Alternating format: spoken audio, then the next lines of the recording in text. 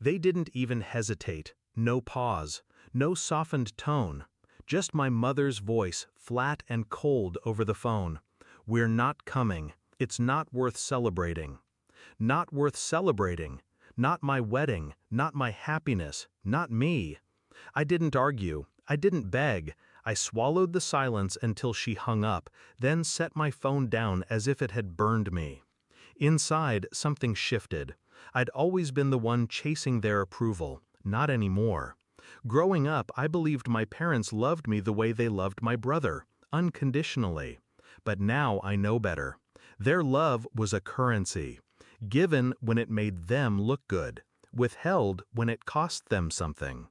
They came to my brother's engagement party, my cousin's baby shower, even a neighbor's dog's birthday. But my wedding?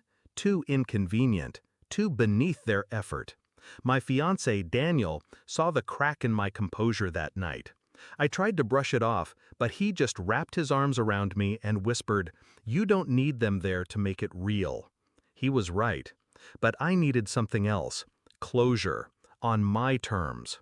At first, I thought about sending them the photos afterward, let them see what they missed.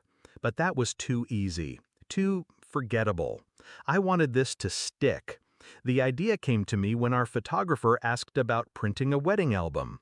Not just photos, a story, something they couldn't look away from, no matter how much they wanted to. On the day of the wedding, I woke up to the soft glow of morning light on my veil. No parents, no childhood home rituals, no father walking me down the aisle. But I felt weightless. The ceremony was beautiful. Laughter, tears, a moment where Daniel's hands trembled as he slid the ring on my finger. We danced until midnight under a canopy of lights, my chosen family cheering.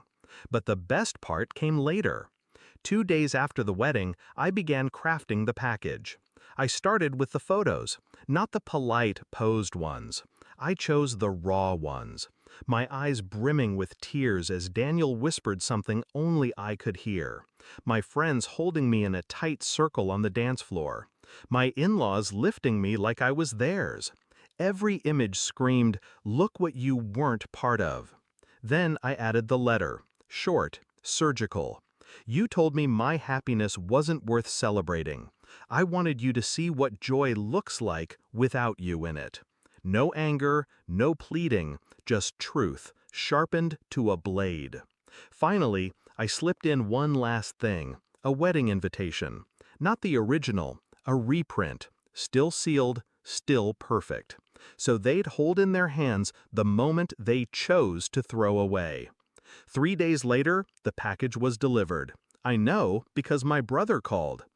What the hell? You sent Mom and Dad the wedding album?" His voice was tight, defensive. I kept my tone light. They said they couldn't be there. I just made sure they could still see it. He hesitated, then muttered, "They're upset." Good. Later that night, my phone lit up with my mother's number. I let it ring. The voicemail was her voice, trembling between rage and something else she'd never admit, regret. "You didn't have to be so cruel," she said. But she was wrong. I did. Because cruelty wasn't what cut her. It was the reminder that life, my life, moved on without her. And it was beautiful. The last time I saw the album was months later, when my aunt let it slip that my parents kept it in a drawer. Not thrown away, not destroyed. Hidden. They couldn't bear to look at it, but they couldn't let it go either. That was enough for me. They thought skipping my wedding would erase them from the story. Instead, I made sure they'd always have a front row seat to their own absence. Some wounds heal, others I keep. This one I framed.